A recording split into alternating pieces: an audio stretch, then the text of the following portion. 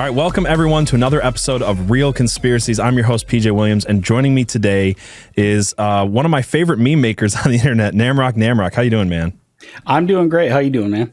I am good. I'm very excited for this. I know we've been talking on the phone back and forth and talking before the episode about this, so I'm ready to finally record and talk about the movie Dark Angel, which is one that you suggested to me. I had never seen this movie before. I never heard of this movie before. I guess some people I guess it's also called I Come in Peace. But that's the American release title.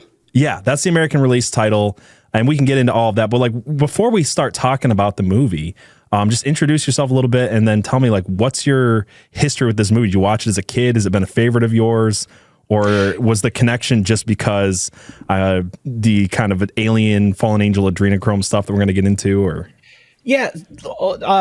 just quick introduction. I try to be funny on the internet.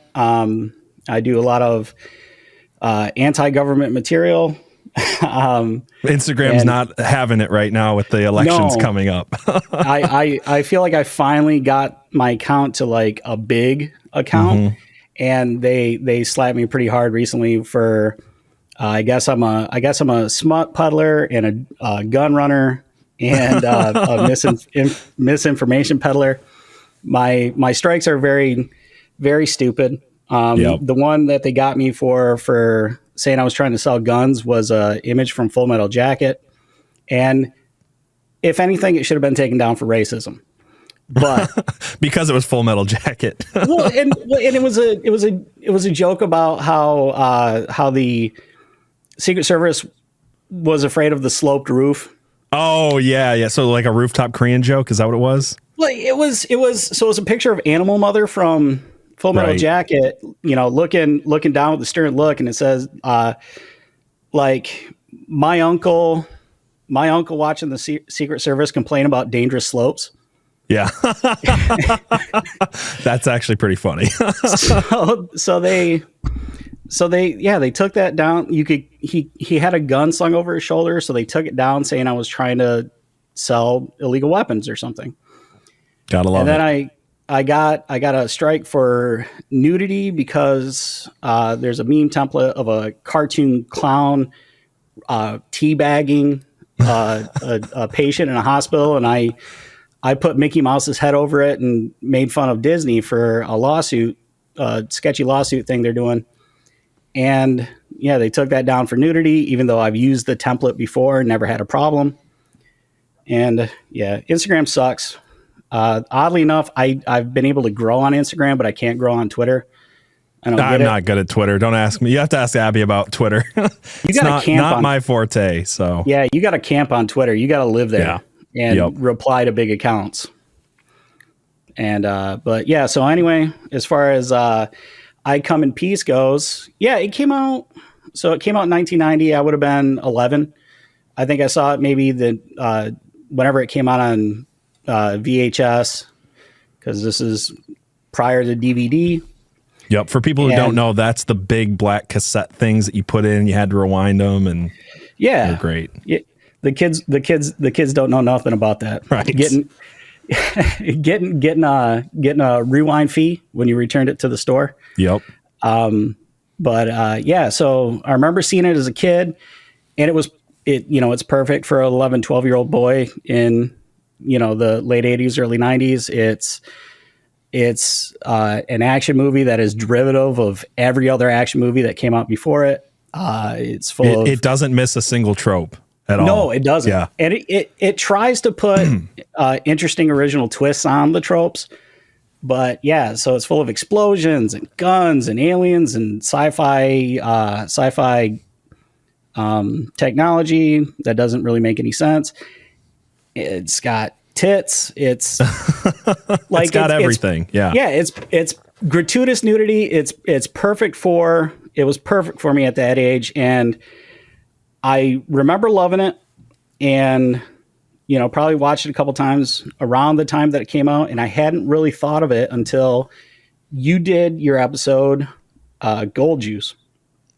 Oh yeah, the Gold Juice episode. Yeah, and we're talking about Death Becomes Her. Right. So as you and Abby are describing adrenochrome, what it is, all the different sort of versions that get kind of lumped into the name adrenochrome, and you're talking about Death Becomes Her, I'm like, oh yeah, I Come in Peace is about making a drug from the fluid from people's brains. Right. And I'm sitting there at work, listening to the show, start doing a little Googling on my phone, because it's like, hey, I wonder where I can watch I Come in Peace again. And I'm start kind of perusing the IMDb, and I see the writers, and I tap on one of the writers, and son of a bitch, he's the same guy who wrote Death Becomes Her. Yeah, absolutely. And then this has spiraled out of control ever since. And I have wild theories about this writer, David Koepp. All right. Well, we're going to get into David Koepp and all that stuff. I've got stuff that links to Death Becomes Her. I was so glad that you made that connection, because when I first watched the movie, we were first talking about it, I hadn't had a chance to look into the writers or look into anything.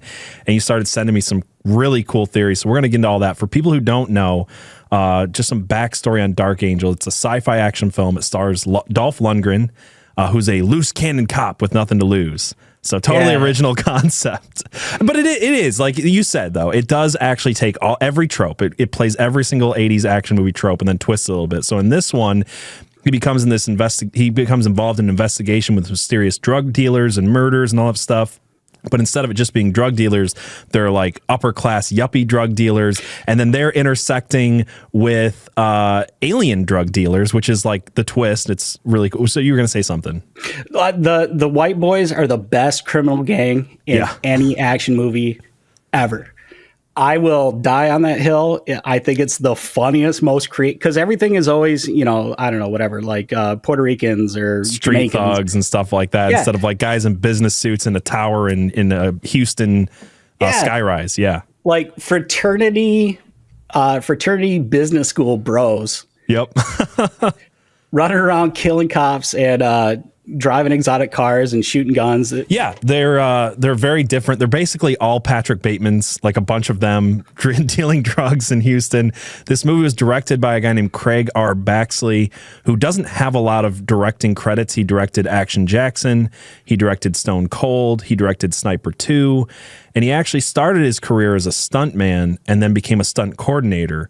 And it was Craig Baxley's father that was the stunt coordinator on this film, which was his second directorial film. Not really known as a great director, a lot more famous for his stunt work. The film, as you said, was written by David Koepp, and we'll get into him in a little bit. Rotten Tomatoes gives us a 38%. Where's your agreement on, what's your thoughts on Rotten Tomatoes? I always like to ask people that. So that would aggregate the reviews of the time, right? So when it came out, I think so. I think it's gone upwards because this movie's kind of gained a cult following in the last 20, 30 years. It's definitely considered a cult classic at this point. But if you look at the IMDb reviews, the I Come in Peace has similar ratings to David Koepp's other early films that he likes to talk about. Right? He doesn't like to talk about this one. No, he doesn't. Any interview I've found with him, he does not talk about this movie. Yeah. Yeah. Kevin Thomas from the Los Angeles Times called it, quote, a stale through and through, derived from countless cop buddy formula thrillers, drenched in violence and devoid of so much as a whiff of real life. Karen James, the New York Times, wrote, the story turns out to be much more mundane than its outrageously clever premise. Which I actually agree with that review. Yeah. Like the premise is the coolest part of that. Coolest part of this. Dolph Lundgren actually does pretty good in it. There's some great action, but it does seem like it keeps almost being a better movie than it is over and over and over again, and almost saying something and almost having a point. We'll talk about it in a minute, but like even the title is kind of misleading because it never really makes the connection between aliens and angels or the Anunnaki. No, it's weird how it does that. But the best review, in my opinion, that I found actually came from a Redditor. So I don't usually read Reddit stuff, but I thought it was pretty funny because sometimes they're better at movie reviews than the professionals. And this guy Burnout 313 on Reddit said the movie itself isn't executed to perfection, But the core concept is cool AF. It's cheesy and full of plot holes, but the idea of a detective trying to nail coke-dealing execs to a wall while crossing paths with an alien cop trying to stop an alien from harvesting people for drugs to sell back on the world, or back on their world, is nuts. It's really cooler than it has any right to be. I'm against things being remade just to cash in on nostalgia, but this is a prime example of something that a concept that has legs beyond the original movie that we were given. Having said that, Dolph, despite the ridiculous writing, carries this movie like a 2-pound dumbbell. Ben does the annoying buddy cop part adequately, and Matthias as the alien legitimately comes off as a creepy dickbag alien drug dealer. The weapon design for the alien is dead nuts cool as well. Well, and the weapon is just a calico. Yeah, I noticed that. And I thought it was funny because everybody's like, oh, this is such a crazy weapon. I'm like, it's a real weapon. They just pretended that it's such a weird weapon, and a lot of people don't know about it. I think it's a 22. It's a weird weapon though. So it's a 9mm, and the system was developed as like a submachine gun. So like it will run full auto, except for the civilian market. And I've seen in kind of researching this, I took a little sideline of, hey, let's look into the Calico. It's a piece of shit. Yeah, that's what I've heard. Yeah, like it's a real piece of shit. And it's got the weird drum magazine. It has like a spiral thing. So as you load it, you're kind of like twisting like a crank to put tension on the spring. And it's an unreliable gun, but it looks awesome. Yeah. So here's some pictures of what he's talking about. The Calico submachine gun. I guess, okay, so I was thinking 22 because they do have a version that comes in 22. The original's 9mm. It's got this weird top-load magazine. It's almost like the ugly high-point version of a P90. Yes. You know what I mean? But it's so weird looking and so alien that they could pull this off as this is a gun that comes from an alien subculture, and we'll just make it like, we'll just make the bullets explode. Like, that's basically what they do. Well, and I'm pretty sure it's been used as a sci-fi gun in several sort of like low budget movies. Sure. Yeah. I mean, it makes sense. A lot of people aren't familiar with it. It's weird. It looks alien. So that one's pretty cool. So talking about the movie, let's get into the plot and kind of go through this a little bit. So the opening scene, what I like about the opening of this movie, but the first thing I noticed, it's a Christmas movie. It's another Christmas action movie. So in the like Die Hard, like Lethal Weapon, there seems to be a lot more of these than I even realized. Gremlins, even, I mean, that's a horror, but like these kind of Christmas themed mixed with action was kind of a thing. It was kind of a trope back then. And it opens with this guy driving and his radio starts acting up, and then his car eventually gets taken over and drives itself off the road into a Christmas tree parking lot. And this is where you first meet the alien, the 7 foot tall blonde Pleiadian kind of looking alien. Yeah. And Pleiadian, this is what's interesting to me, is Pleiadians are like, in UFO lore, are generally like the good guys, right? Like they're the guys who are coming here to save us from nuclear weapons, and they want to help. And there's, I mean, we don't have to get into all like UFO lore stuff, but there's all this UFO lore of there's multiple different races of aliens. They're all kind of fighting each other, and Pleiadians are kind of the ones that all the hippie alien believers love to channel and love to believe is good. All the New Agers. All the New Agers love the Pleiadians. And he comes, and the first thing he says is, "I come in peace," which is a very famous, alien line. And then he kills a guy. So it's just like, okay, this is a weird place to start. I come in peace. You got the tall blonde Pleiadian guy. Like, is he killing a bad person? Like, is there a reason for it? I think they're trying to get the audience to think that he's supposedly the good alien for some reason, because he's being chased by an alien with a freaking ugly as sin mullet. Yeah. And you just have to, dark hair versus light hair, you just instantly think that has to be the bad guy. And his head is shaved back. Yeah. Right? It's like a half skullet. Yeah. Yeah. And and they play with some tropes of the time, because, we're talking coming out of the 80s, everything was like geared toward working class audiences. So we got to show the rich guy in his Mercedes that he spent $70,000 on, and the CD player's a piece of shit because he didn't buy American. Right. And the CD, like the symbolism of the CD even kind of like sets up the weapons used by the alien. And, and then just as an aside, did you notice that there's no spaceships in this movie? I did notice that. Yeah, there's no spaceships. And well, did you have more to say about that? Because I had another thing about the opening scene. Well, I don't know. I just think it's kind of interesting that it's supposed to be an alien drug dealer movie with no spaceships and no actual references to a home world.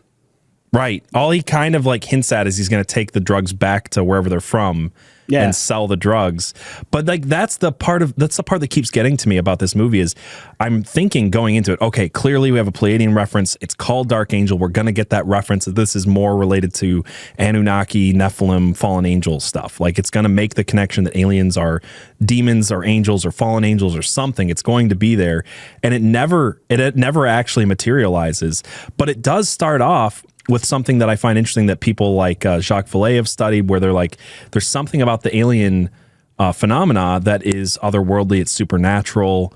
That's why people link this stuff to demonic possession and stuff, because aliens mess with, abduction stories. They're messing with lights, they're messing with time, they're messing with electronics. And this guy's car is an electronics stop working, they become possessed, and it's got a otherworldly supernatural element. Like there's no EMP weapon or something that it shows this guy having, no tech that explains it. It's very supernatural feeling. Like, again, you see the title Dark Angel, you see a white-haired, tall being come down, and you just assume this is going to make the case that it's something related to angels. It just... I never made the connection to angels until I looked into the movie and saw that the working title and the international release title is Dark Angel, because my whole life it was just I Come in Peace. So if it ever came up in a conversation about movies with friends or in my memory, it's just like, oh yeah, I Come in Peace. That's the alien drug dealer movie. That is interesting though, because we saw it different times. So the international name was Dark Angel. It was the original title. When they wanted to release it in America, they said, and I don't understand or believe this explanation, so I want to get your thoughts on it. They're like, look, there was a movie in 1925 and a movie in 1935, both titled Dark Angel, so therefore we can't call this Dark Angel. I'm like, I've never heard of the 1925 or 1935 Dark Angel. Nobody's seen them, and probably since they came out. Yes, this is in 1990, so it's not like the first time they're like, oh, this movie has the same name as a movie made 60, 70 years ago. So I bought, I've invested money into this episode. So I bought, I bought a special edition Blu-ray from a company called Shout Factory. They do like special releases of cult horror and action. Anyways. So I bought the DVD because it had a featurette on it, and it's a retrospective, like remembering Dark Angel. I'm like, oh, sweet, maybe I'll get some insight here. The insight I got is that they don't have a good explanation for the plot of the movie, why it was called Dark Angel, and why they changed the name of the film. Like they get into a little bit with, I think the director of photography talks about it. A producer decided that it wouldn't work because of these other movies called Dark Angel from the 20s and 30s. And the director of photography is like, I guess that doesn't really make sense to me because, who remembers that? But yeah, I guess. And so for a minute, the working title of the movie was The Intruder. The Intruder. Yeah, it sounds gross. It sounds also, I feel like that has had to have been used by like early 40s and 50s sci-fi movies. Like there has to be a movie out there called The Intruder before this. I bet you if we Googled it right now, there would be a low budget movie called Alien Intruder. Yeah, I'll just Google it while you're talking. I want to see if there's an older movie called The Intruder. There's one from 2019, but yeah, I don't know. So they nobody really fell in love with The Intruder, and they were kicking things around, and then somebody suggested I Come in Peace, and everyone was like, oh yeah, that's what aliens say. That's what the alien in this says. Like, that's a good title. I think it's a better title for the movie than Dark Angel, right? Because if it's an alien drug dealer movie, it doesn't make sense to call it Dark Angel. Like, why'd you call this movie Dark Angel? Yeah, and you'll still find artwork. This is one of the posters that I have that say Dark Angel. You'll find similar artwork, same artwork with I Come in Peace. Just depends on if you're talking about the American or international release. It's interesting, but again, the original title was Dark Angel, so there was probably a reason in there, and we can come back to that in a little bit.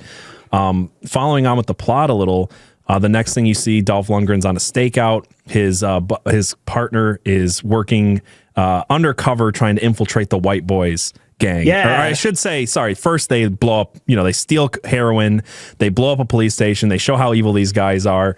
Dolph Lundgren gets distracted and goes and fights some guys robbing a liquor store, and his buddy gets killed.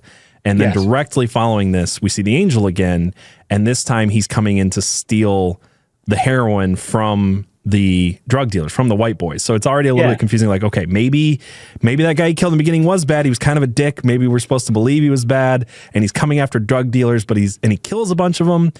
But it's still a little bit confusing on the thing. I kind of assumed early on that the white-haired angel was bad, and they were trying to make it look like the other, Skullet angel was good. It wasn't as big of a twist as I think they intended it to be, but it was definitely where they were going with it. And he shoots this crazy weapon, and it's like you said it earlier with the disc. You have the CD, right? Is like the first thing you see in the movie, and then he shoots like this compact disc out of a what would you call those? Like a railgun type thing on his wrist. Like a magnetic railgun thing, and it just shoots around and just slices everybody's throats. Yeah, and they explain they explain that through exposition later in the movie that it's a magnetic disc and apparently tuned to the electric charge of a human body. Mm-hmm. And so that's he kills all the drug dealers and then packs up all this heroin and jets before Dolph Lundgren can get back from stopping a liquor store robbery. And that sets up the ultimate plot of the movie of what this alien, I use quotation figures, what this alien eventually does is he's giving his victim, he attacks people, terrorizes them, gives them a massive heroin overdose, and then as they're dying, he stabs them between the eyes with like a long needle-like thing. Yeah, blade. It's almost needle like an thing. Assassin's Creed thing, except instead of coming out from under the wrist, it's on top and like punches it right into their third eye, right into the pituitary gland. And I instantly thought, oh my gosh, because we didn't talk about this before. I didn't know that it was going to be about adrenochrome. I'm like instantly going, oh, he's stabbing them in the third eye, in the pituitary gland. It has to do with adrenochrome, but I couldn't figure out what exactly was going on with the chest thing because it shows it in pieces. It shows him like just do the chest thing at first. Then it's a little bit more. And then the third time, by the third time you see that stab in the head is actually a plunger. It's actually pulling something out from the brain. So like you don't even fully get the killing ritual till the third time he does it. Yeah, and that's actually like credit to the filmmakers because it's a really good reveal of why'd he steal that heroin? Like why is he using this like weird scorpion type thing into their chest? Yeah, what's he doing? And then so immediately after the drug robbery, the FBI gets involved. Yep. Because we kind of skipped over at the beginning of the movie. There's like a heist. Yeah. This movie doesn't know, like this movie has everything, man. It really does. That's why I'm trying not to skip all over the place, but it's got every trope, including the buddy cop trope. Yeah. So it's got the alien crashing into the Christmas tree lot. And then over the opening credits, it's a heist. Mm-hmm. So, it's some guy breaking into a building. We don't know what the building is. And then as it kind of like unfolds, we see that it's some sort of police evidence lockup. Yep. And he's stealing like a ton of heroin from lockup and signing it out as he's impersonating a police officer. Yeah. Steals a bunch of heroin and then they blow it up. Mm-hmm. And they blow it up as they're escaping. And then that's what ultimately gets the FBI involved in this case is the heroin, the traces of heroin found at the scene of the bar robbery is the heroin that was stolen from this federal lockup. And that's what introduces us to the Brian Bendon character. Special Agent Larry Smith, he's called in the movie. Yeah. Yeah, the really obnoxious yuppie Fed as the counterpart to Dolph Lundgren's Rogue Cop. Yeah. Yeah, there's something else. I put this in I put it in my notes for later, so I'll save it for later. But there's something about their relationship and Dolph Lundgren's character that I think the thing I want to keep hitting on is like this movie felt like it had something to say, and it kept like getting close to saying something or having a reveal on so many different things, and it never does it. But we were talking about alien tech, so right, like they've got the magnetic levitation tech, they've got the crazy guns, and one of the plot points in this movie too, besides the adrenochrome thing, is that the military is buying alien tech. Yes. Yeah. I thought that was interesting. And it's another one of those things that doesn't really go anywhere. We get like the military tries to eventually kill the Fed for, taking the weapon, right? Yeah. And so, I don't know if we're getting ahead of ourselves. Sure. I think that's ultimately why David Koepp has divorced this movie. Yeah. I think it had a specific story and a specific goal, and it was bought and made by stuntmen. Yeah. Who just turned it into, which feels like it was bought and made by stuntmen. Oh, because it totally was. Yeah. That's the director's background. In the featurette, they talk about how they were just seeing what they could get away with as far as like the stunts go. And there's a scene during one of the car chases where the director tells the director of photography, "Hey, I want the camera behind the wheel of the car." Mm-hmm. And the director of photography says, "Cool, how are we going to do that?" He's like, "Well, you're going to sit behind the wheel of the car with a camera." And he goes, "Okay, who's going to drive?" He goes, "Don't worry about it." So the director gets in the car with the director of photography and just reaches over and starts like at high speeds. Yeah. Like at high speeds, like going down a city street just to get a couple of like cool cut shots. Yeah. And that's basically the move. Like we're gonna take whatever money we have and we're gonna put it into explosions and car chases and more explosions. Right. And you said again, like this movie, and I want to make that point further as we get into talking about David Koepp in a minute, but like this movie felt like it was written to be one thing, and then Baxley turned it into another. And you see Baxley's tropes start to show up in the movie. Dolph Lundgren is this huge, beefed up cop, and we're used to the 80s trope where like, I can't think of his name, but in Lethal Weapon, he's literally living in a trailer. All these other cops are living in like dingy apartments. And Baxley's constantly in his movies making the point that, well, my big buff macho heroes are actually sophisticated. Dolph Lundgren has modern art. He drinks wine. He has a record player and a pool table, and he's just like this suave, different character. And he totally confuses his Fed cop who just takes him for a lughead, right? So like that's kind of a trope that gets thrown in. Action, the action is the front facing part of the movie. It's the point of the movie. Gratuitous tits, like that's a thing that they have to throw in there. Like it's all, I mean, even that whole scene was just like over the top ridiculous. It's like you've got for no reason that it moved the plot along, but it was just like retarded. Where it's just like, hey, let's go into a bar and let's shake down a guy named Boner. Yep. And then, with a bunch of naked women dancing in the background. Like, that's got to be in the movie for some reason. And like, what the hell is this bar? It's not a strip club. I don't understand it either. It's not. Yeah. It's just like a normal bar, but there's like naked girls on the bar top for some reason. And then all it really does, apparently, is serve to inspire Dolph Lundgren to think of how the guys were killed in the bar as a pool table. Something was bouncing around and killed all these guys.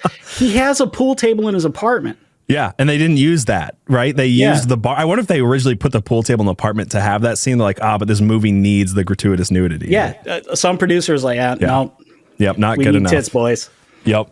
Yeah, you're right. I mean, the scene was literally just to get to that point where he's like, I think I figured out what killed these guys, and they discover the tech. They've got this like crazy side character that I love who's just on Adderall and all kinds of drugs. And the FBI comes in, he's like sweeping the drugs into his drawer. He's like, this is for research. And he's just whacked out. It's like the comic relief. Like that was the best comedic relief part of the movie.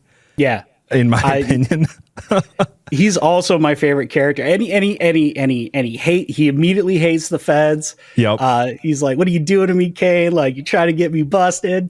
Because he's got literally hundreds of pills all over his desk, and he's clearly high as a kite.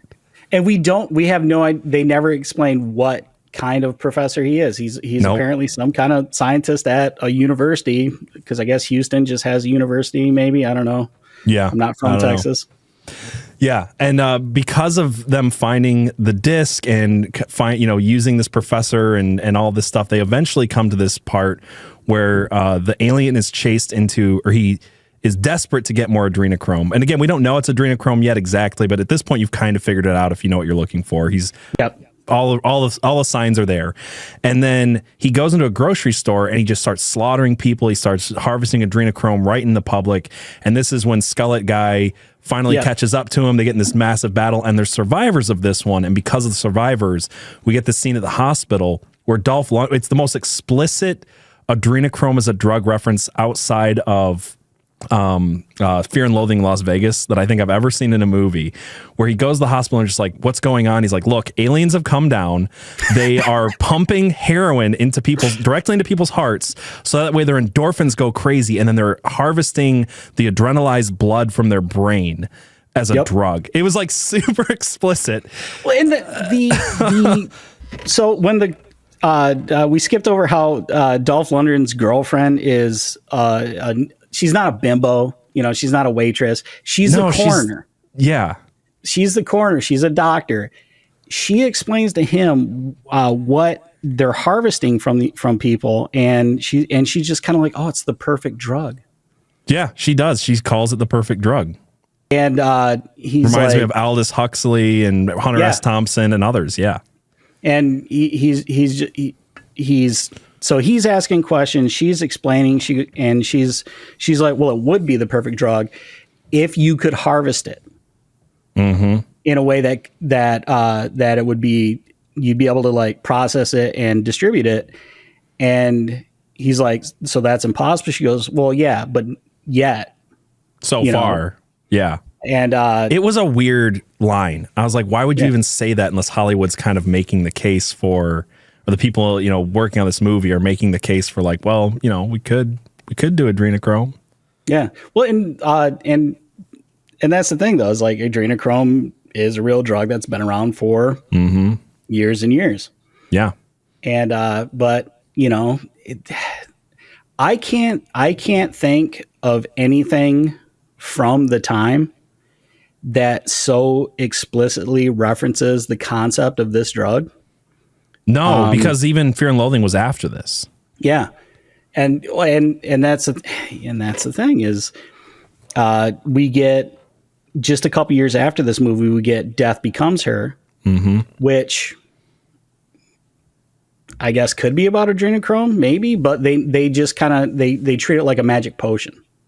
Right, and it's with Death Becomes Her and after, and this is, you referenced the Gold Juice episode, so I recommend anybody who wants to understand what we're talking about probably should watch that episode. But my theory has been that adrenochrome, if you take it all the way back to the studies in Canada in the 50s, and what Aldous Huxley said, and what Hunter S. Thompson said, and what this movie says, and what other people have said, is it's always referenced as a drug. It's like mescaline. They did tests on adrenochrome in a lab in Canada in the 50s. They took it. They said it gets you higher than anything. It's similar to the effects of mescaline, and they even linked it to schizophrenia, that people with schizophrenia might actually just be having an overproduced adrenal problem that is causing them to get high on their own adrenochrome, essentially, like not harvesting it from other people, but your brain is creating it, and it's just seeping into your body and creating a mescaline-like effect. And that things like Death Becomes Her, it's not that they're not referencing harvesting a youth drug from people, but we've just called it all adrenochrome. We've just called everything adrenochrome, even though there's tons of alchemical history to like them using human harvesting and blood to be younger, it's actually not the same thing that we're talking about when we're talking about lab adrenochrome and studies on adrenochrome, and even the concept of adrenochrome as a drug, which seems to be the concept that Hollywood is so often talking about. Hunter S. Thompson, Aldous Huxley, all these people are talking about. And this movie is very specifically, there's no youth potion, de-aging type stuff, and it is a drug. It is a high-class drug that only people of a certain morality would even attempt or try, but it gets you a certain level of high, and when you've done everything and you can have everything, like a rich person in Hollywood with no morality, as we'll see David Koepp's kind of movies really point to, he's that kind of person, right? Yeah. That makes sense, right? I want to come back to Death Becomes Her though in a minute. So Yes. with the adrenochrome stuff, you find out only through the credits that the drug smuggler, fallen angel guy, his name is Talik, and he's being chased around by this guy named Azek. After that fight at the supermarket, Azek gets shot. And eventually he finds himself in the back of Dolph Lundgren's car, and he's bleeding what I can only describe as cottage cheese. I think that's something that really like sticks out about these aliens. He looks like, his insides look like the robots from Alien. Thank you. I didn't say it because I wanted to see if someone else caught it, but my notes, I instantly put, this reminds me of the robots in Alien. It's that same white liquidy fluid. Yeah. And he's got little twinkle lights kind of shining inside inside the wound cavity. And, and then that scene serves as like a final explanation for the drug. So we get it set up with the doctor character is explaining, he's harvesting endorphins. It's a perfect drug. And then the good guy alien, he's in the back of the car dying, and he asks Dolph Lundgren to make sure he stops the bad guy alien, and explains that he's harvesting a drug. He says it's a drug that's priceless where I come from. He doesn't say my planet. He says, it's priceless where I come from. It's called Barsi. And you need to stop him because he will kill everyone on your planet to harvest this drug. Yeah. I want to come back to the Barsi thing in a minute, but you said one of the other parts of alien lore that I feel like this movie hinted at that might have been in the original script that gets left out. You said it looked like robotic fluids, right? And one of the other things that you'll hear often, not specifically with Pleiadians, but definitely with Greys, is that they are organic robots, that these things are coming from somewhere else, and that they're in like a consciousness from a mothership or from whatever is inhabiting a body that is organic, sort of, but it's created. And so when I saw that, I'm instantly thinking, okay, are they going to go into the fact that these are organic robots?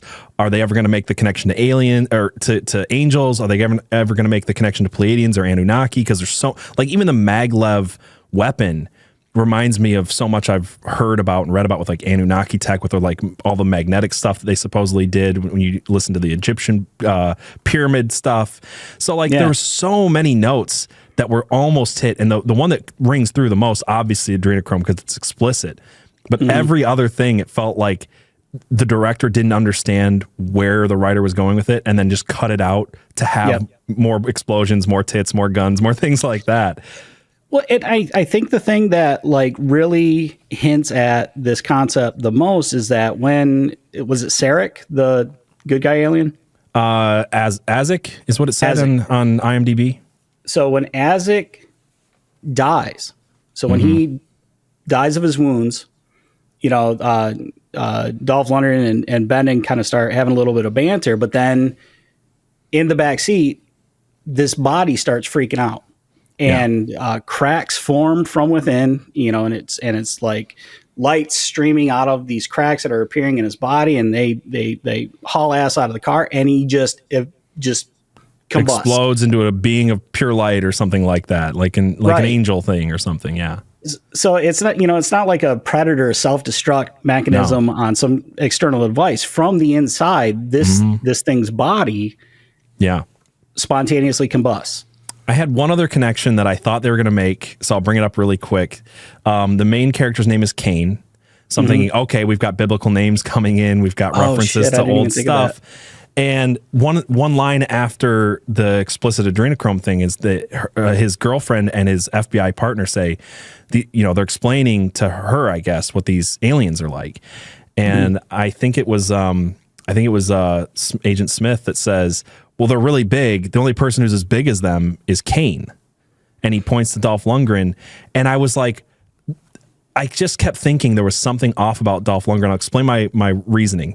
There's this thing with him where everybody says to him, and they make a big point of this, but doesn't come to anything, that he can't, if he makes a promise, he can't break it, that he's bound by covenant, right? And I'm thinking, is this guy Nephilim? Is he related to these? Is he half alien? Is he going to find out that like this, fallen angel deity, this alien guy is like his dad? Is he half part of them? Is there a Nephilim thing? Is that why he's bound by covenant? Is there something going on here? It's just never realized. See, and this is one of the things that I was really excited to hear your take on, because I have a real blind spot to the sort of like occult biblical aspects of these things. I'm not particularly religious myself, so I'm like, PJ's going to see some stuff in here that I'm just not seeing and not picking up on the hints. So when you mentioned the promise thing, I was just like, oh, he saw something here. Yeah, they made a huge deal about it over and over and over again in the movie, that when he makes a promise, he can't break it. Mm-hmm. And that is what you hear about angels. It's what you hear about, even demons, is like once they're enter into contracts, they're bound by contracts. Like he's got like a supernatural inability to break promises. He can lie, he can kill, he can do whatever, but if he makes a promise, he has to keep it. And they just kept saying it in the movie like it was going to be big. Yeah. And then I really thought they were going to go there. Yeah. But everything in this movie fizzles out besides the adrenochrome stuff. Yes. Yeah. So go ahead. No. Yeah. Go ahead. Well, I wanted to get into the Barsi stuff, but was there any other thing with the movie that you wanted to cover before we kind of talk about that connection with the drug? See, and that's the thing with the movie, we've said it a bunch of times so far that it obviously meant to say something. Mm-hmm. And then the people who actually made the movie, it went over their heads, or they weren't interested in it. Yeah. And so, you have a lot of sort of A-B plot stuff in the movie that really kind of goes nowhere. At one point, we kind of realized that Smith had been covertly working against Kane in the investigation because he's such a company man. But then we have the scene where Smith learns that he can't trust the government because they just want this alien tech, and they don't, and then at his superior, who he had been idolizing through the whole movie, is willing to kill him for the space gun. Mm-hmm. And it just, which, if you know much about calicos, it's not worth killing someone over. Oh no! Like you're more danger operating that calico. Yeah, sure. So it just kind of fizzles out. We know that there's the drug. The good guy alien has enlisted Kane to kind of like save the day. They ultimately save the day. Mm-hmm. Spoiler alert. Imagine that the action movie has a happy ending, and they have a sweet one-liner at the end. Because I think we might even skipped over. No, we didn't. Throughout the movie, like the only line that the bad guy alien has is "I come in peace." Yeah. So as he's about to die, he's like grumbling, "I come in peace," and Dolph Lundgren, cranks the calico up to 11, and it's like, "You go in pieces, asshole." And perfect 80s one-liner. Yeah, for sure. Yeah, and it's kind of like his only one. He doesn't have like a lot of Arnold Schwarzenegger like stick around one-liners. And so he gets his one at the end, and the girlfriend's like, "Can we finally go on vacation?" Freeze frame, rock and roll music, credits. Yep. All the tropes, every trope. Yep. When I saw him kick Talik, the fallen angel dude, into he kicks him and he goes backwards into like a steel bar that's sticking out.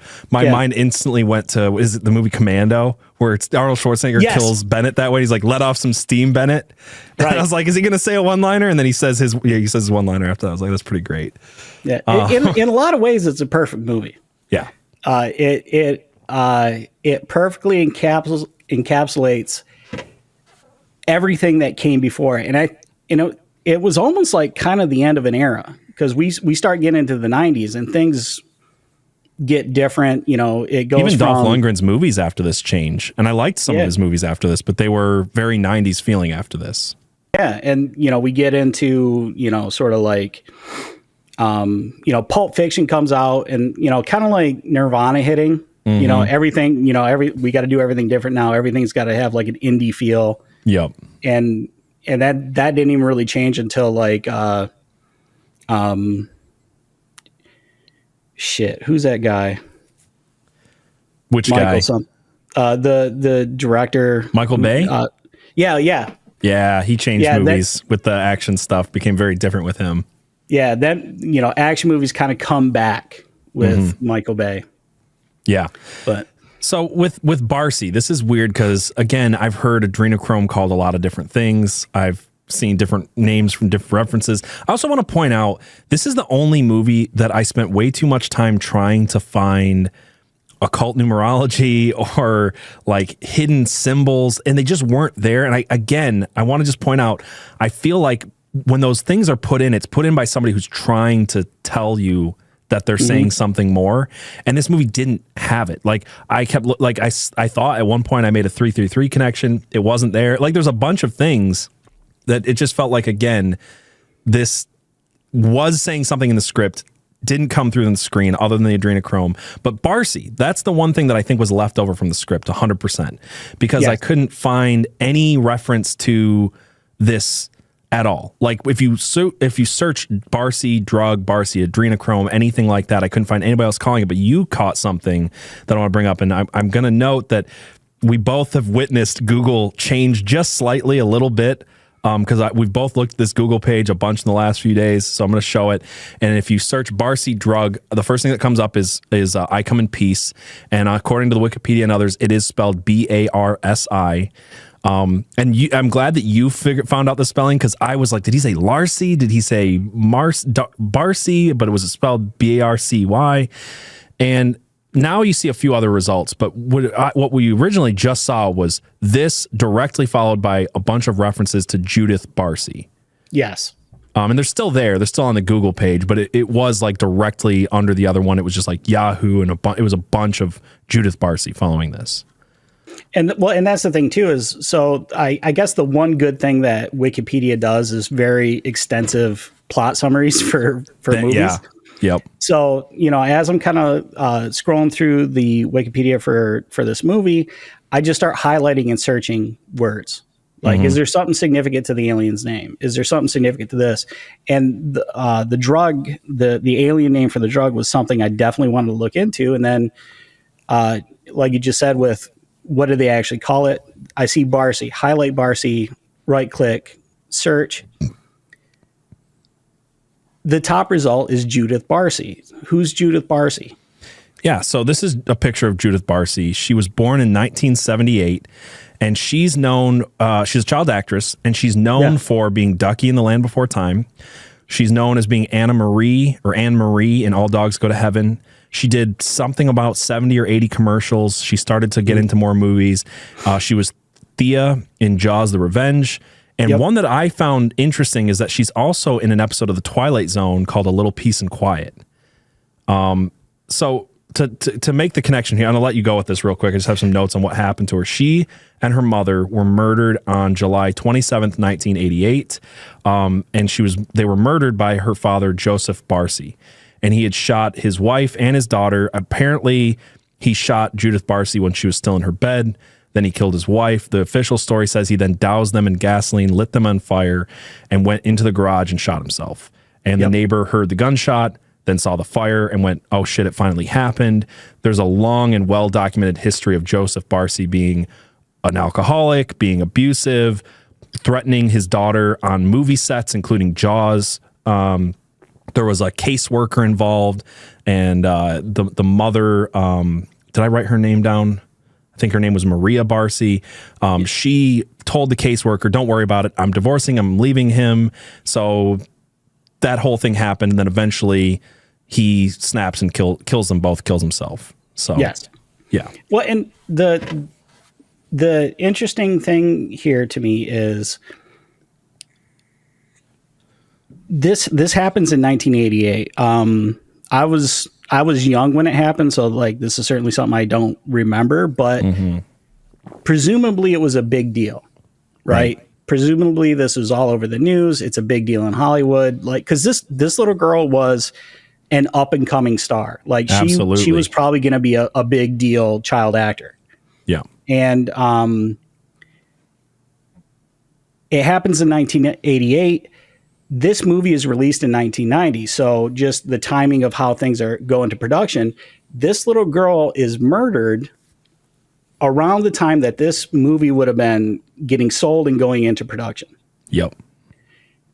Why'd you call your drug Barsi? It's freaking weird. I mean, the only reference to Barsi is this weird Hungarian last name. Yeah. And the only person is that you'll find with that name, I mean, really, is this girl. And like you said, famous during this time. Is there something weirder going on with her murder? Like, I think the obvious thing that people are going to think is she an adrenochrome sacrifice? Is this a reference to some Hollywood starlet adrenochrome sacrifice? And I couldn't find a ton. I want to know what your thoughts are, because I know this is speculative, but it is so weird that it's worth talking about. We might be reaching into something that just isn't there, but it's just so odd. And when you look into David Koepp's work, is how many coincidences need to happen here? Right. So at the time with this girl's murder, one of the things I found and listened to with the details of it, everything we know about the abuse and the death really kind of come from the little girl's agent. Right. Who didn't do much. She didn't do shit for this girl until it really started affecting her work. Yeah. Right. So the girl is going to set. She'd get stressed out about something and just go nonverbal. You know, she's pulling her hair out. She's eyebrows and eyelashes out. And And we're talking about a 10-year-old who was underweight for her age. Like she was apparently she had some sort of hormonal. She was playing 7-year-old kids on screen at 10 because she was so tiny. And in the information I found, she's going to UCLA Medical Center to get hormone injections to try to stimulate her growth to get her up to, you know, which seems odd because Hollywood likes to keep these kids young as much as possible. So is she getting injections to make her grow, or is she getting something to keep her young? Well, that is such an interesting point too, because you said that they're trying to give her injections to make her grow, but everything I read said that Hollywood loved the fact that she looked 3 years younger than what she was, because she could play 7-year-old, 6-year-old roles, but have the mentality of a 10-year-old, so she can memorize lines better. She was better at acting than a 6-year-old or 7-year-old would be. So all of the Wikipedias and stuff are like, look, she was going to be a star because she looked young, because she was able to do 6-year-old characters way better than a 6-year-old could, and be convincing as a 6-year-old. And that's what made, Emmanuel Lewis, who played Webster, and I'm blanking on the kid who played Arnold on Different Strokes. I know who you're talking about. I can't think. Gary Coleman. Gary Coleman. Thank you. So that was part of the thing that made those kids stars at their ages. Like they just stayed perpetually young, and that was good for the show. Right. So I just, and just kind of like talking this stuff out with my brother, who had been helping me do research. A murder, suicide, and a fire is a great way to cover up something larger. It is, and I want to add this part because I have no evidence to say that they covered anything. It is speculation, but what stuck out to me is weird. And I looked to try to find a true crime documentary that thought there was something weird. I looked to try to find a conspiracy video that thought there was something weird. Anybody saying there's something weird about this. I found one thing, and that was people talking on a forum about her autopsy. So I looked into it. I'm not going to show this on screen because it will disturb you. I did find the autopsy photos. She's not burnt. Every report says that she was doused in gasoline and lit on fire. The autopsy photos show clearly she was shot in the head. It's really gross.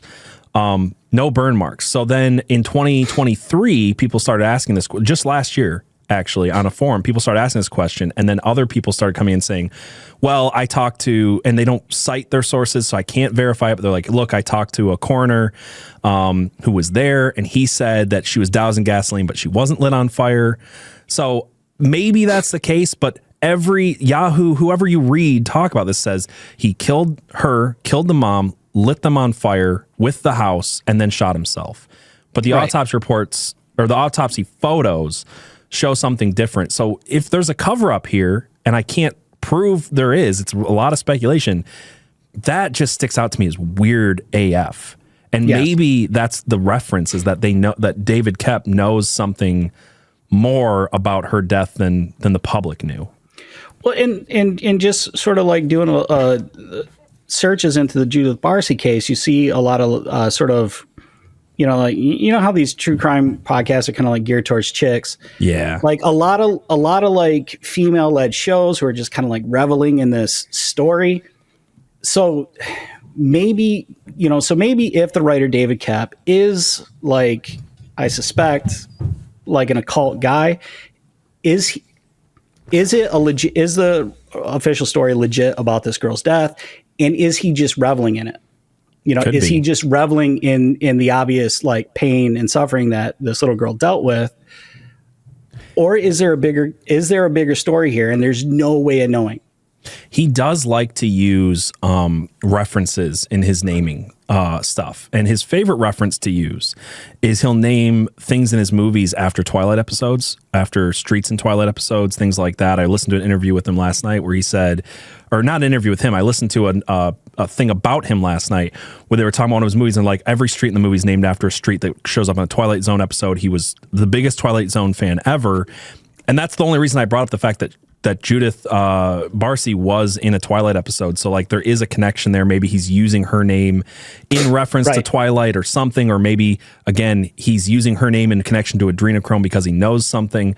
So you found, or go ahead. What were you going to say?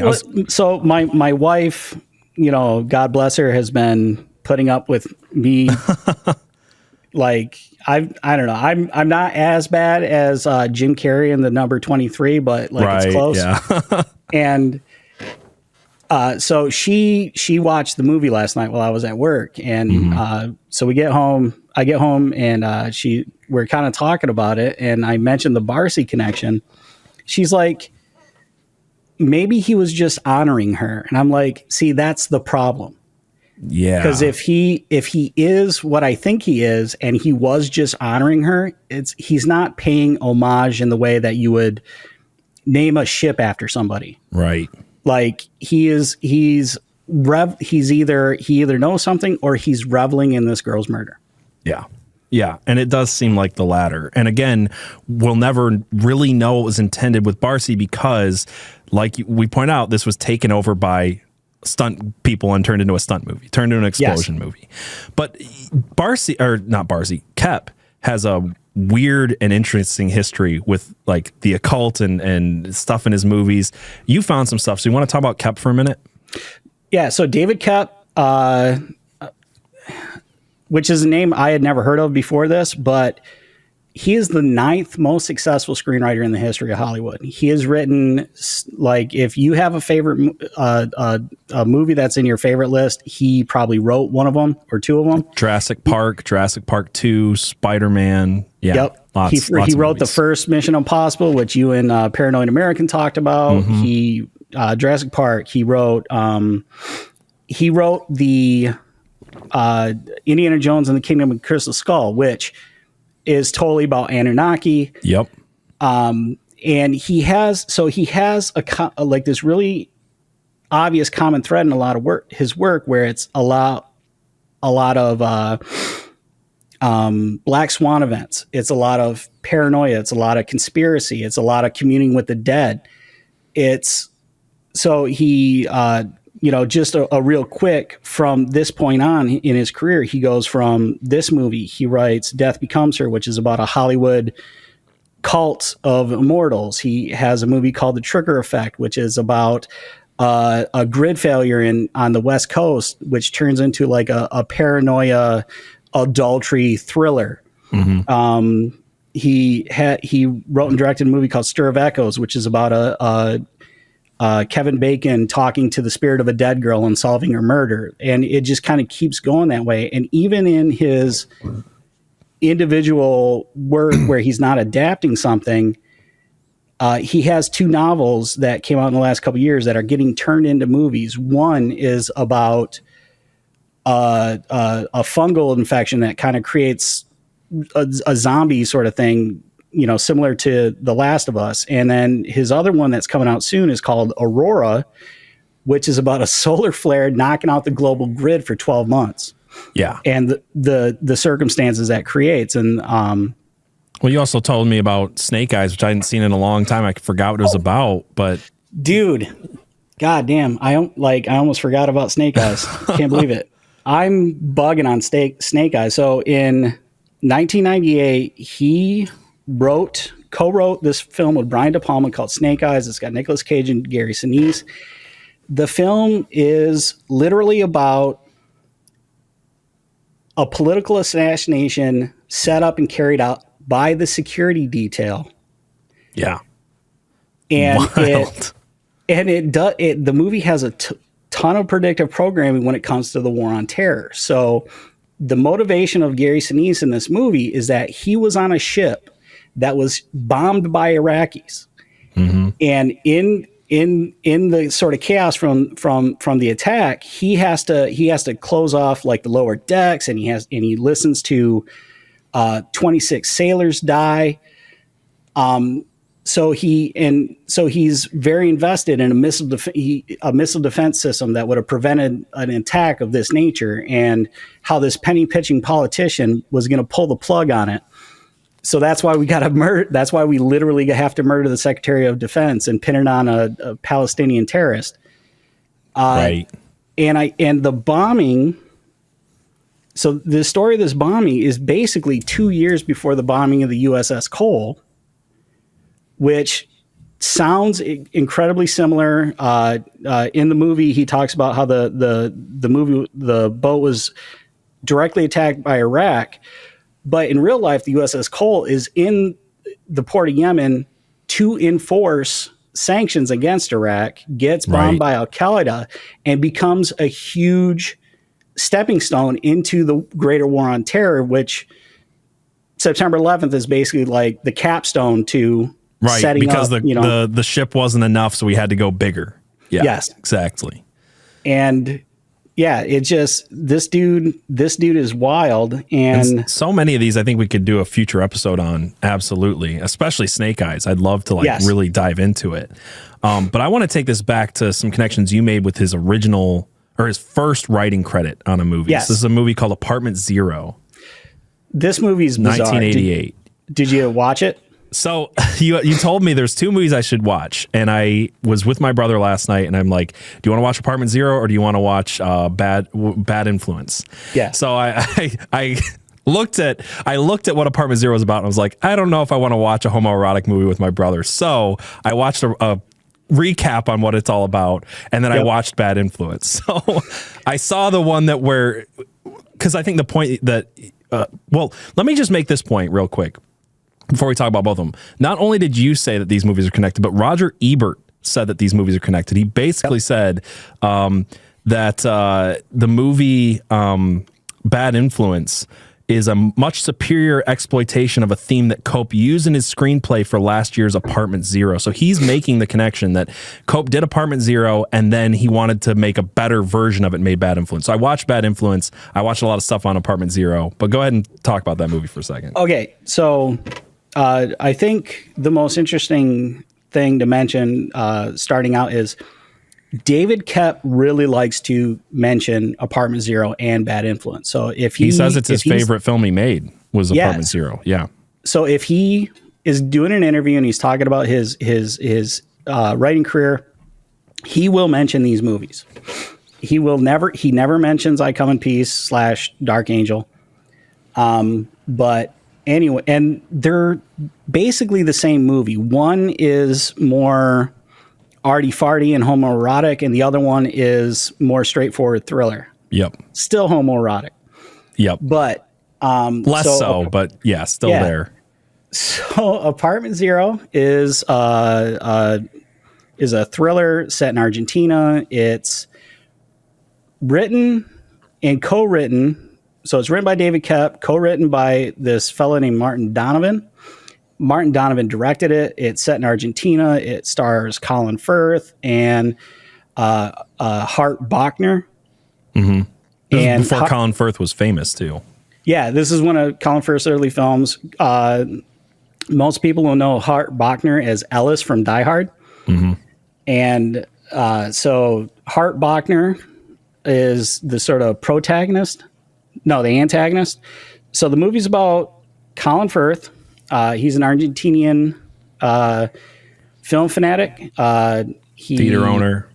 Yeah, he owns a theater where he shows classic Hollywood films.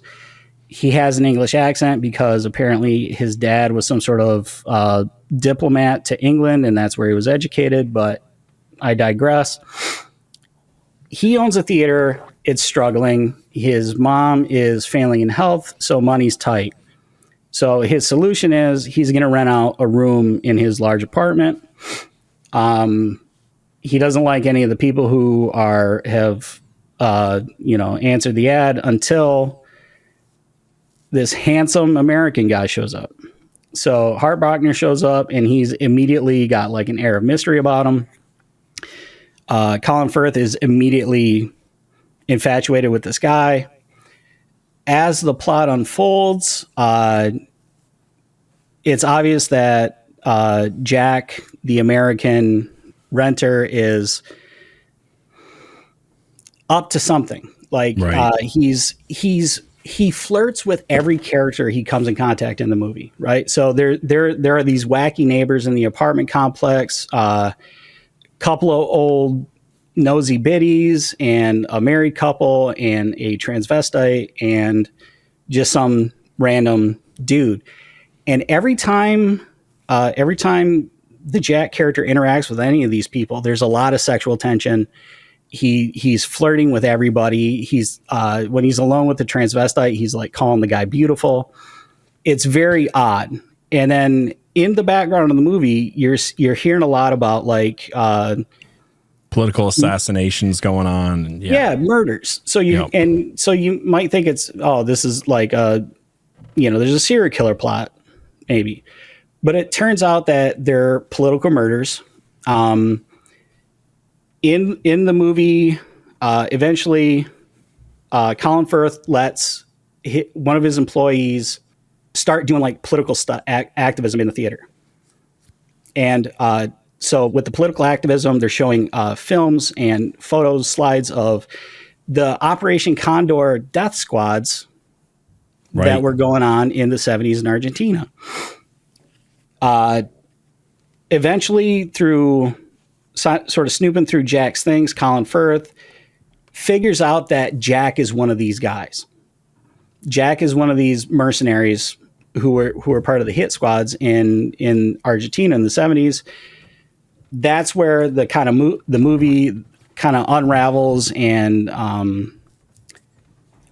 Jack is trying to get out of Argentina, but he can't because passport issues. And then Jack gets confronted by Colin Firth's employee. Jack murders her. Colin Firth comes home. His friend is dead in the apartment, but he's so in love with Jack that he helps Jack dispose of her body. And they plot together to kind of like escape Argentina and run away to Los Angeles, California. Right. In the sort of like climax of the movie, Colin Firth has a change of heart. Him and Jack fight over a gun. Jack gets killed. You'd presume maybe this is the end of the movie, but it gets weirder. There's a knock at the door. Colin Firth answers the door. It's the married lady neighbor that Jack had been flirting with. She wants to know if he has a forwarding address for Jack so she can like write him love letters maybe. I don't know. He says he hasn't heard from Jack, closes the door, goes back into the apartment. He just starts talking to somebody in the apartment. And he's sitting down at a dinner table, opens a bottle of wine, and pours 2 glasses. And then it's revealed that Jack's dead body is propped up at the table. So he is so infatuated and in love with this Jack guy that even after killing him, he's keeping his dead body around. And he's then not wearing his clothes. Yeah, he freaking. Go ahead. The last shot of the movie, it's revealed that Colin Firth's classic cinema is now a porn theater. He comes walking out and he's wearing Jack's clothes, so he's like assumed.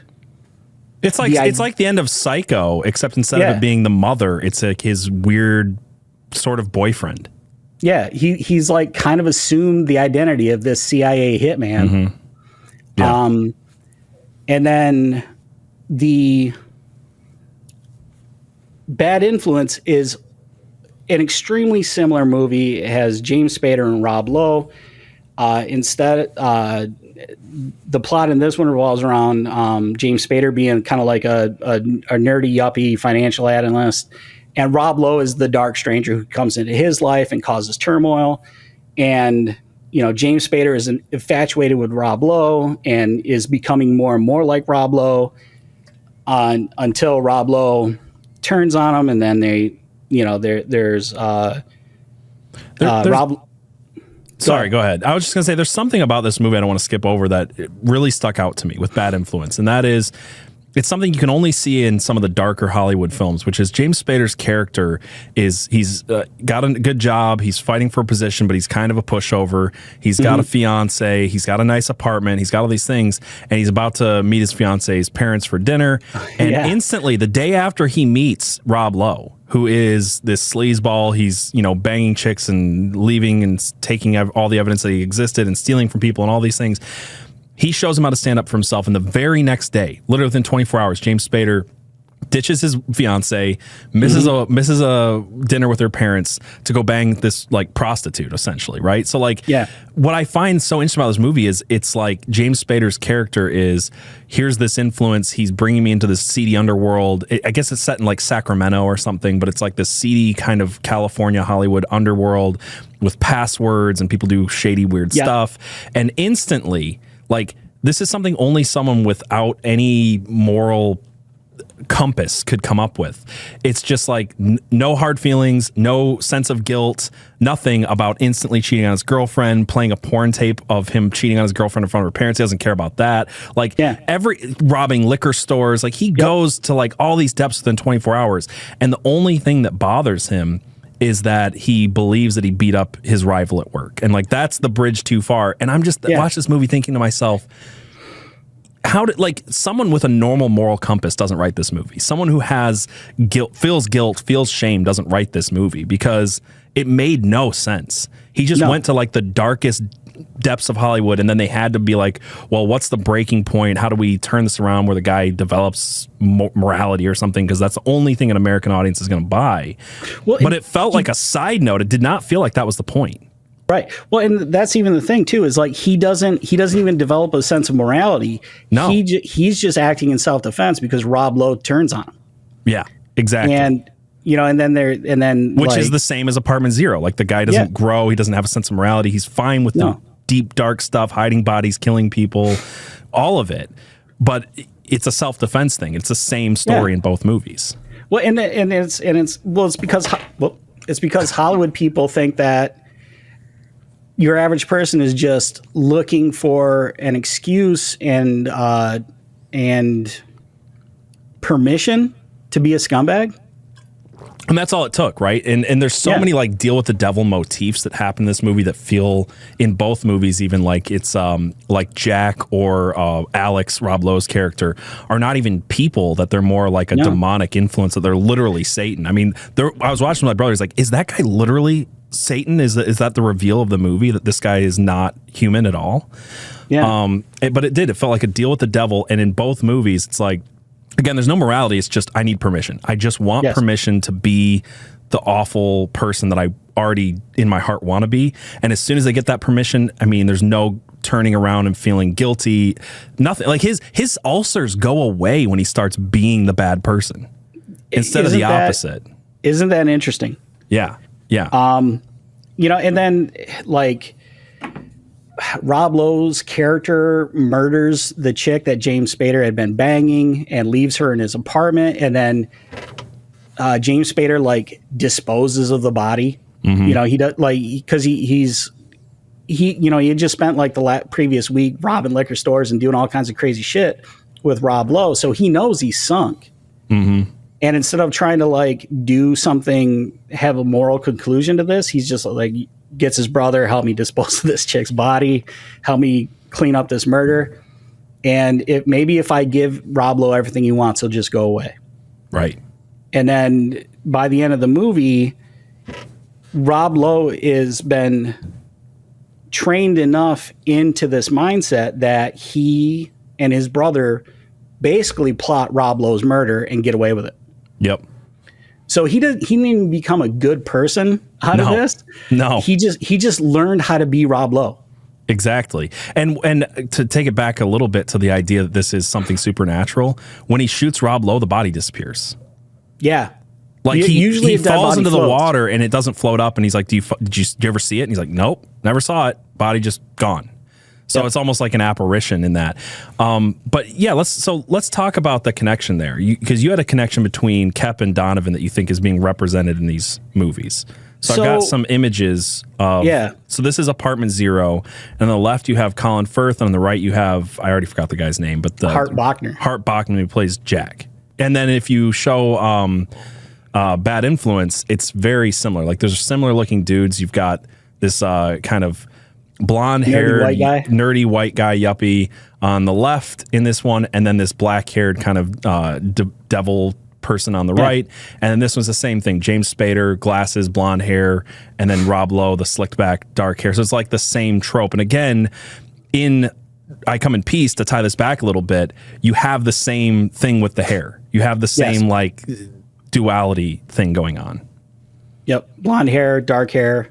Yeah. One guy's in the I Come in Peace, it's reversed, but one guy's the good guy, one guy's the bad guy. And then if do you have the pictures I pulled of?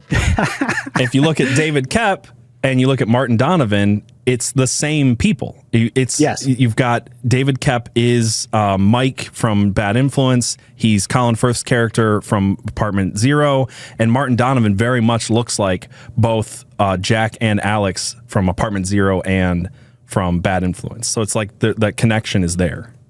So and then the interesting thing too is that David Koepp happily talks about these movies, talks about meeting Martin Donovan and like having this be kind of like the springboard to his career. Apparently, he got a job. He got a job at Universal because of the strength of these two movies. And that's what ultimately led to Death Becomes Her, and Death Becomes Her was a big hit. And then that's how he got Jurassic Park. And am I wrong, but isn't Death Becomes Her the second time that he works with Donovan on writing a screenplay? Yeah. Yes. So they write and make Apartment Zero together, and then they collaborated on Death Becomes Her. And in the interviews, David Koepp says that the original idea for Death Becomes Her is it was going to be something like, did you ever see Four Rooms? Yeah. Yep. It's been a while, but I have seen it. Yeah, it's a four rooms concept where it would be four separate sort of like ghost or horror stories happening in the same apartment building. Yep. Which I don't know. Like, I'm a little suspicious about that. Is that like a story that you've come up with in retrospect? Right. But anyway, like I digress. Like, so the interesting thing here is Martin Donovan. And who I think Martin Donovan is. So when you do a little research into Martin Donovan, mostly what you find is his Wikipedia. And in his Wikipedia, it goes into the guy's personal history. So it says that he is the great-great-grandson of the founder of the second largest city in Argentina. Yep. He's got a very politically connected, aristocratic family. He fell in love with film at a young age. There's something about fighting with his mom about going to see Streetcar Named Desire, which kind of they sort of reference that in Apartment Zero with Colin Firth being so obsessed with classic Hollywood movies. actors. Yep. And he's obsessed with film. He starts writing letters to directors in Europe, and after he's done with his education or whatever, he flies off to Italy, and it is immediately involved in the Italian film industry. He's working with Fellini, and was a personal assistant to shoot. Yeah, I can't remember his name, but it was his favorite director in Italy. Yeah, he became a personal director for. He wrote him a letter when he was like 8 years old or 11 years old, and then eventually ended up working for him. Basically, like the two legends of like Italian cinema in the 60s. Mm-hmm. And then Martin Donovan leaves Italy, develops a career in England, comes back to the States, spends the late 60s and 70s writing television. Right. So he goes from being directly connected to some of the biggest people in European film to like writing episodic TV in the States. Somehow meets David Koepp. They hit it off. He's old. He's like 14 years older than David Koepp. They hit it off. They write and make this film, Apartment Zero.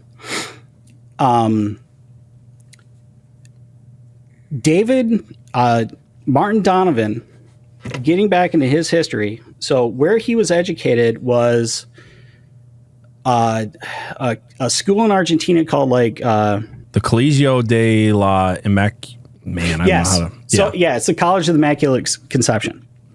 Oh yeah, so okay, I was Colegio de la Immaculata Concepcion. So College of the Immaculate Conception. Got it. And so as it happens, Martin Donovan, that's not his real name. It's a pen name or pseudonym. Mm-hmm. He's got these long Spanish names. It's like 5 names. His mom's oldest brother is a Jesuit priest at this Jesuit college as a teacher, which is where a young Pope Francis goes to seminary and is educated and becomes a professor there himself before eventually becoming Pope. Right. Which is all very interesting because I don't know if you read the Operation Gladio book. Not all of it, but I'm a little bit familiar with it. Can you give like a quick overview of what it is? Well, so basically, it's the history of this OSS CIA project in Europe called Operation Gladio. The point was to have covert ops prevent communism from taking over in Italy post World War II. So basically what Gladio was doing is they were buying heroin from Italian pharmaceutical companies, shipping it to the United States and selling it through the American Italian mafia, and then laundering the money back through the Vatican to finance basically terrorist operations in Italy that they would use to blame on communists, to like give communists a bad name in Italy. Right. And it's also the Italians that gave us the weapons of mass destruction stuff before 2001. Oh, wow. So it was basically the CIA gave Italy documents, the Italian Secret Service, whatever they're called, Secret CIA, whatever they're called, fed the documents back to us and said that Saddam Hussein was buying yellow cake uranium from Africa. So there's a Gladio connection there as well. Yeah. And because these operations in Italy were so successful and lucrative for the CIA, they just started doing these operations everywhere. So anywhere the CIA was nervous about communism taking a foothold, they would do this. So when it came to South America, they called it Operation Condor. And if the audience remembers the summary of Apartment Zero, that's basically the plot of Apartment Zero. That's what Jack was even doing there in the first place. He was a CIA mercenary working with local death squads to basically terrorize the population away from leftism and communism. Right. And even in the film, when Jack is kind of like spiraling, he talks about killing for the first time at the age of 17 and reminiscing about how it made him feel. And at first he's like talking about how tough it was, but then he kind of corrects himself and says, actually, I didn't feel anything. I was trained, which kind of, I feel like, insinuates a little bit of MK Ultra sort of brainwashing. But yeah, so the Pope's name is mentioned in this Operation Gladio book as an informant in South America working with the Gladio operations. Like, he would inform on suspected leftists. Mm-hmm. And then when you factor that into the greater relationship between the CIA and the Vatican running all these operations and laundering the money, it kind of makes sense how this guy goes from being an informant to the CIA in the 70s to Pope. Right. Yeah, and so there you've got Martin Donovan with all these connections, and then 2 movies that seem to insinuate that Donovan is this guy that brings Koepp into this seedy underworld. Koepp, there's things in Koepp's movies that he just keeps saying over and over again. I think this is indicative of someone who has something true to tell, something that they want to say, and just keeps doing it. And the best examples are the 4 movies that we've talked about. That's Apartment Zero, then becomes Bad Influence, becomes a acceptable mainstream kind of movie. It was only brought down in success because it happened to come out at the same time that Rob Lowe's sex tape with a 16-year-old came out. So that kind of screwed the box office on that movie. And then you've got Dark Angel. Rob totally didn't know she was 16, guys. Yeah. And then she said she was 18 and he believed her. Right. Then you've got Dark Angel, which is like Adrenochrome, but someone took it over and made it a movie that he didn't want to make exactly, couldn't get the message across. And then he makes Death Become Her again with Martin Donovan. So it just seems like the connections are that Koepp is telling people through his movies that he has knowledge, that he's part of this underworld, that he's part of this, that he has the connections. And that's why you see things like Snake Eyes telling us what's going to happen before it happens. Things like Death Becomes Her talking about Adrenochrome before, the Q crowd kind of took it and like made it popular, So like, I find it all very interesting. Like to bring it back around to the movie, to I Come in Peace, it just feels like he was trying to say something, it didn't get across, but he is the kind of guy who can and does say these things. Well, and has some knowledge. That's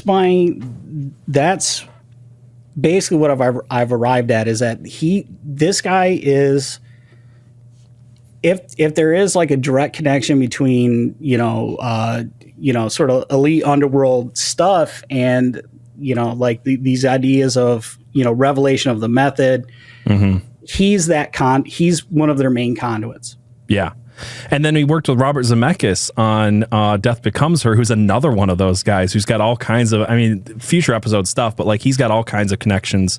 He says things in his movies that later come true. He's got a lot of Freemasonic symbolism that he slipped into the Back to the Future movies. Yeah. Well, and that's the thing too, is like, and this connects also with Spielberg, who was a executive producer on the Back to the Future films. He's worked with Koepp several times. So they did Jurassic Park. I don't think Spielberg made Jurassic Park 2, but was like a producer on it. Right, but he did the first one. Yeah, and then Koepp writes both these movies, which in the early 90s really introduced the concepts of cloning and genetic manipulation into the greater public consciousness. Because after that, we started getting like Dolly the sheep, like the real life cloning experiments. And then he did War of the Worlds, which is, Black Swan, alien invasion. He does, I mentioned earlier, he wrote Indiana Jones and Kingdom of the Crystal Skull, which is totally Anunnaki crap. Yep. And then his initiation into Hollywood and his springboard into success is his relationship with Martin Donovan, who, if the Wikipedia stuff is true, is connected. Is definitely connected to something bigger. Yeah. And then also this is a little reachy, but when I mentioned that Donovan was kind of like a loser in Hollywood, just writing like TV. Like most of his stuff is like one shot like episodes of television. Mm-hmm. He was a regular writer on like The Courtship of Eddie's Father and another show that were, you know, classic shows. And Judith Barsi, the little girl who was murdered, that the drug presumably is named after. Yeah. She was on shows that Martin, he didn't write the episodes, but they were shows that he had worked on previously. So he had worked on Trapper John MD and The Love Boat and a couple other things that she was a guest star on. So Martin Donovan has direct relationships with the shows that this little girl has a direct relationship with. And then she gets murdered in 1988. And we have this adrenochrome drug named after her, presumably. Right.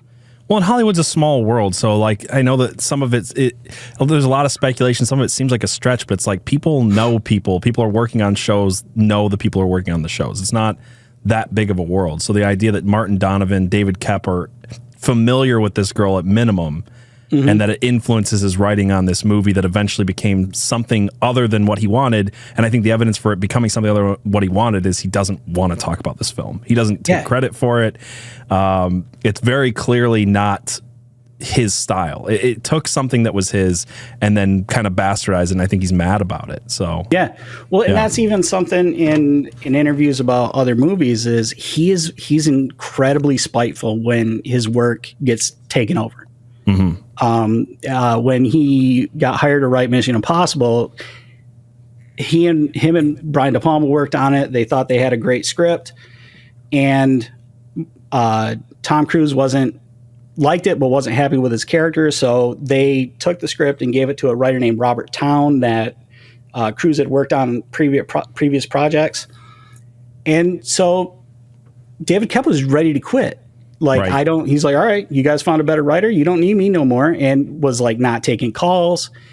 And when Robert Towne wasn't getting it done fast enough, the producers called Koepp again.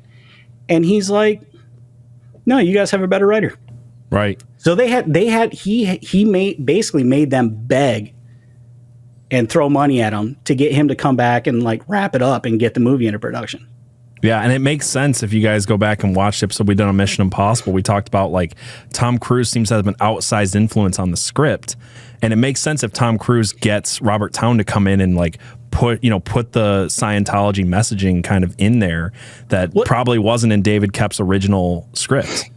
Well, and that's the thing too is like Mission Impossible was a Tom Cruise production to begin with. Yeah. So and his production partner, something Wagner, I think was the lady. Yeah, I can't remember the name, but yep. Yeah, so Tom Cruise is definitely the source of the Scientology references, but ultimately, like the story and conspiracy nature, all everything that's not a Scientology reference, I think was David Koepp and Brian De Palma's creations. Right. Yeah. Who are definitely guys who are connected to something bigger. I'm gonna be digging into Brian De Palma's career because I definitely think there's something spooky going on with that guy. Yeah. And as much as I love his movies, like this is my first experience like actually doing research into a conspiracy thing that I noticed. And it's a weird feeling, and especially when I found the Judith Barsi connection, I was just like, I might tell PJ I quit because this is depressing. I don't want to read about murdered little girls. Yeah, no, I am glad you found connections that I didn't. This is why I love doing the collaboration with people, because we're seeing different things. We're able to kind of come at it this way.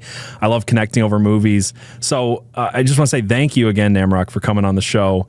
And if I honestly, because of this research, in the future, if you want to come back and like dive deeper into some David Koepp films or some Brian De Palma stuff, I'd love to have you back. Oh, absolutely. Absolutely, dude. Like this is a blast. Hopefully I get better at this, and I'm kicking around the idea of starting my own show. But if you want to make this a regular thing, I'm down. Awesome. Well, you want to tell people where to find you real quick, and we'll wrap this one up?